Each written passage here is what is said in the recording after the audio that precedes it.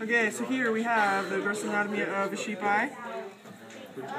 Oh, I have no idea what the first one is. What's the bulbar and the palpebral, whatever. Okay, anyways, there's the fibrous tunic, which is made up of the cornea, which is the cloudy front part of the eye, and then the sclera, which is the white, like the majority of the exterior of the eye.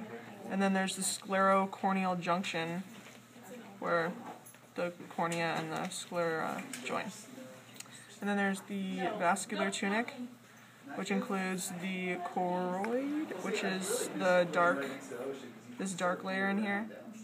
And part of the choroid, only in a sheep eye, not in a human eye, is this like blue reflective part. It's called the tapetum lucidum.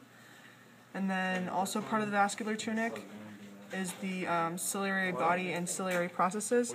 The ciliary bodies are going around here, connecting to the ciliary processes, which are the like spokes of a wheel here, the dark spokes that connect the ciliary body to the lens. And then the iris is also part of the vascular tunic. You can see the back of it right here when we remove the lens. You can see the back of it. Or if you remove the cornea, you can see the front part of the iris right here. Then there's the nervous tunic.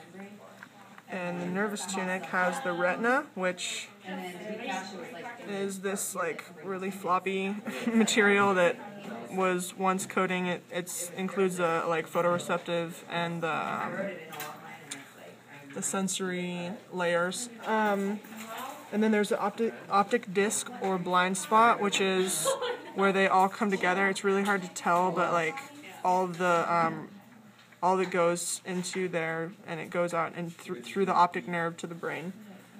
And then there's different cavities and chambers. There's the posterior cavity, which is basically everything back from the lens and the ciliary processes this way. All of that is the posterior chamber. And then the posterior cavity. And then the anterior cavity is broken up into the anterior and posterior chambers. The anterior chamber of the anterior cavity is from the iris to the cornea, and then the posterior chamber of the anterior cavity is from the iris, in between the iris and the ciliary processes.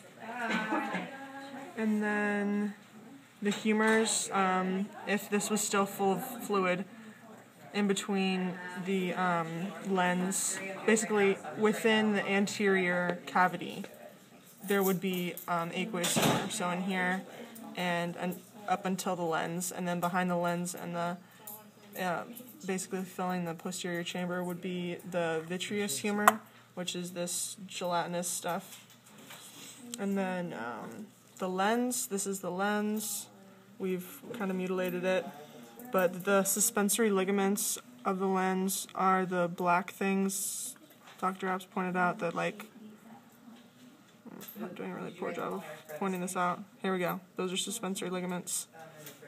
And then the lens capsule is what the suspensory ligaments connect to here. So it's basically the outside. Here we go. So those are the suspensory ligaments, and they connect to the lens capsule. And then when you open up the lens, on the inside here are all of the lens fibers. So it looks kind of like an onion. And it's really hard. Okay, that's a sheep eye.